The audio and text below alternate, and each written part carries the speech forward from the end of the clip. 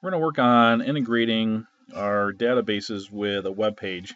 So we need some place to host a web page, and we're going to get to use our favorite thing of all times, GitHub. Woohoo! Go GitHub. So GitHub is going to host a web page for us, and we can do all kinds of projects and neat stuff on here. Love our GitHub. Okay, so visit pages.github.com, or you can find it just by Googling GitHub pages. And this will give you some basic setup information, which I am going to run through here. So there's lots of things to poke about, and it's all pretty and whatever. But we want a user organization site. So here's something we actually want to click on. And then it says create a repository. Okay, so now we're getting down to business here. And the repository has to be username.github.io. Okay, so going over to, this is my GitHub account. And when I log in, it looks something like this. Actually, I have a bunch of notifications, and I clicked over on watching things. Well, I didn't want you to see my notifications. And I'm going to go to, let's see, I'm going to go to my profile. And if I go over to my profile, I can see some organizations. So you may remember that in CSCI 157, I actually had a web page set up for that course. I don't know if you paid attention to that or not, but I did. So here are all the repositories for CSCI 157. So I already have this set up, but what you want to do is create a new repository. And you don't actually, this is in a group, CSCI 157. You don't want to do it in there. You want to create a new repository in your own account. And the name, let's see if I can find this. It doesn't really list these repositories in a useful way.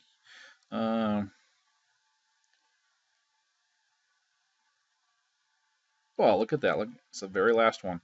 Okay, so the group I put it in was CSCI 157. You're going to want to put it in your personal account. So it's going to be your name.github.io. You're going to just create this repository with that name. That's all you got to do for that part. And then when you do that, it wants to know what client we're using. So we're going to use GitHub for Windows. Hopefully we all have that all set up now. And we're going to clone a repository. So we're going to set up and use the setup and desktop button, just like they tell you.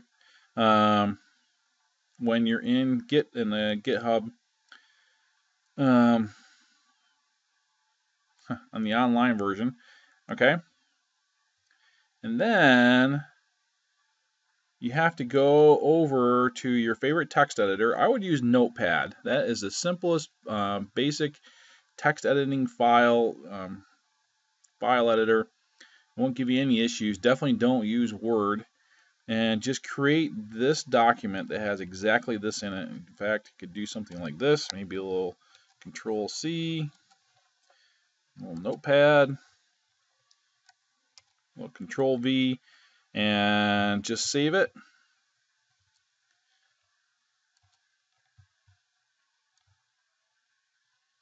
And then what you want to do is commit that and sync it up to your GitHub .io, and you will have a web page, HTTP, your username github.io. So you will have a username, or a web page at that point. So this is your activity du jour, to get this web page up and running with this very basic HTML index. The index is the first page on your web page. So this is where everybody's going to enter into your web pages, is index.html. We can have more pages and we'll have links and stuff. So we're going to have to learn a little bit of HTML to go on. That's not going to be a big issue. I think you'll enjoy that part. But this is just a very basic web page, and I guess you can tell what it does. I mean, it says hello world, and that's basically it. And it says I'm hosted with GitHub Pages. You can see the page that I created for CSCR 157. So, you know, we can make it fancier if you want. So I think in the next lesson, once you get this page set up, we'll go over a little bit about how to, you know, make things look a little fancier, and we can link stuff in and do things like that, and, you know, have some different fonts and whatever. So that's not really difficult to do. especially with all the programming we've done already. So I think you'll pick up the HTML pretty quickly.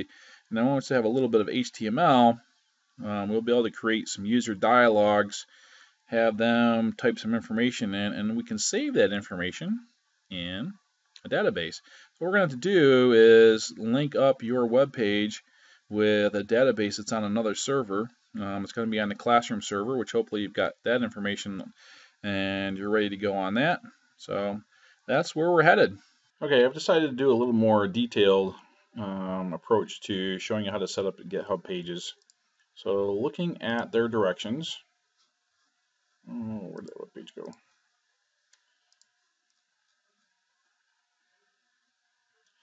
We are going to make a web page for a user or organization site. So inside of GitHub, you can have a lot of different projects and can actually create web pages for each project that you have, but we're going to do this for an individual user. So the first thing we need to do is create a repository. I'm going to go in to my profile. So we can all start at the same place. And in your profile, you have an opportunity to look at the repositories that you have. And you can create a new one, so you might want to do that. For me, I belong to a number of different organizations, and for the CSCI 205 course, I'm going to create a new web page. So I'm going to make a new repository. All right, so they say make the repository with your username.github.io. So if I was making a personal web page, my username is Darwin Cook, but since I'm making it for this class, it is CSCI 205. Now, they're not kidding when they say it's got to be exactly your username. Because when I did this, I made this lowercase. I actually have done this already once, and it didn't work. So I'm going to exactly match the owner here and try this again. And we will go ahead and put a README in there, and I'm going to create that repository. Now, the next step is it suggests that if you're using GitHub for Windows, to clone a repository down to your desktop. Technically, you don't have to do this. You can do this all through GitHub on the internet, but I'll show you why this might be useful. I've never gotten or haven't had this button working in a long time to clone in desktop. All it does is bring up the Windows GitHub client. So now we're going to move over to there. I've already booted it up, and I want to clone. So I'm going to go up here to this plus sign, clone, and go over to CSCI 205, and I want to clone this repository. And it's going to ask me where I want to put it. So this is just making a copy of what's already up there, and I'm going to put it in CSCI 205. So it'll take a minute. And look, it's got the README. All right, so I think we are good to go there. Now I can create the web page, any web page documents I want on my computer, push them up to GitHub, and they'll automatically show up on GitHub, well, and on the internet. All right, so here's how I do this. You can do this just using any old text editor like Notepad, but I use PyCharm. So we're going to let PyCharm boot up here. And I'm going to open up that directory that I just cloned. Oh, really? It's going to be obtuse about this. All right, well, let's see. So it's users. You know, I'm going to pause this and open that directory up. Well, I guess it didn't do me any good to pause that as I open that directory up because it displays the full directory path up here. All right, so it was in users cook PyCharm projects CSCI 205, CSCI 205.github.io. Okay, now let's see, what do we have in here? Well, we have the README. And what we are supposed to do next,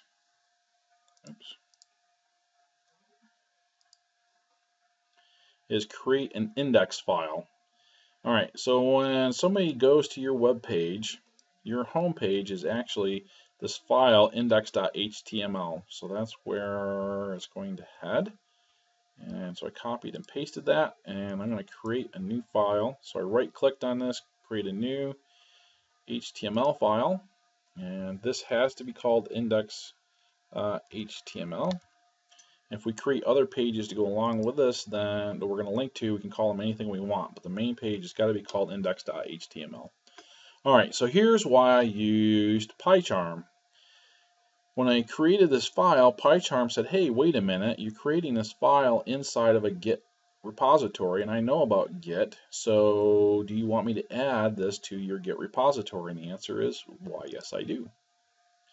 Okay, when you create an HTML file in PyCharm, it populates it with some stuff that we don't want. So I'm going to paste in their suggestion from the GitHub page, and we're going to create a web page that says, hello world, I'm hosted with GitHub Pages.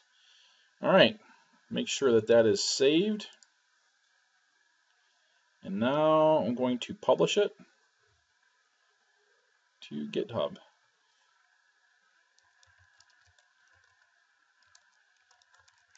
So this is the first version of my homepage for CSCI 205, and I'm going to commit and push that.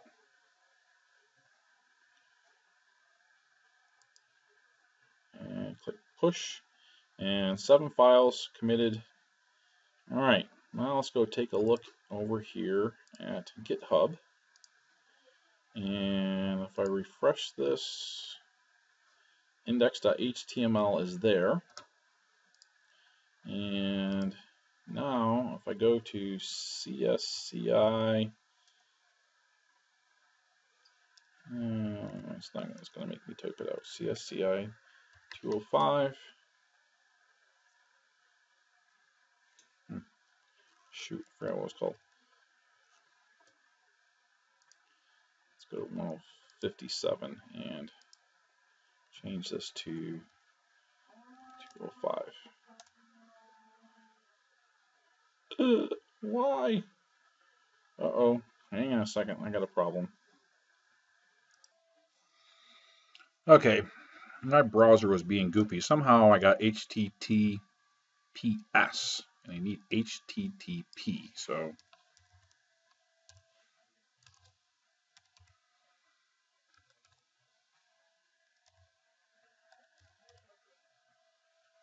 this is the address that I wanted. And that brings me to hello world, I'm hosted with GitHub Pages. You can probably figure out why this has a larger font than this. So we're going to do a little bit of playing around with prettying this up, but what we're really going to want to do is to interface a web page with MySQL. All right, so there is an easy way to create a web page. Now here's why I do this with PyCharm. So go back here, and suppose I want to edit the web page, and I don't want this. Or maybe I want to add something. So it's not too hard to figure out the syntax here.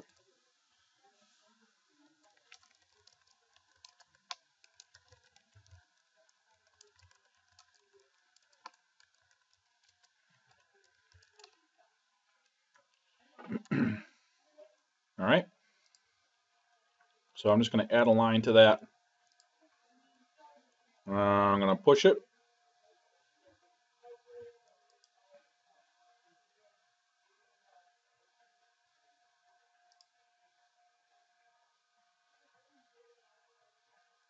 Okay, it's pushed. Refresh.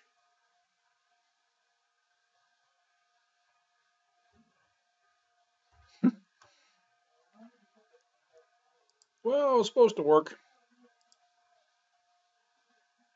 Okay, so that's refreshed.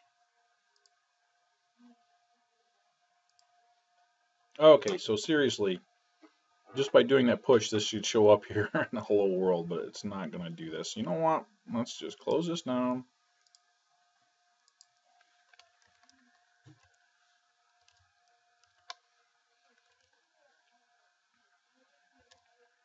Really shouldn't have to type the HTTP thing. Ah.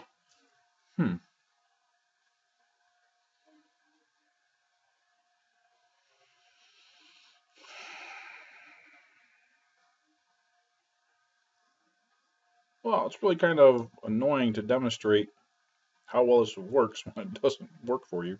I really should. I mean, it's here. It's changed.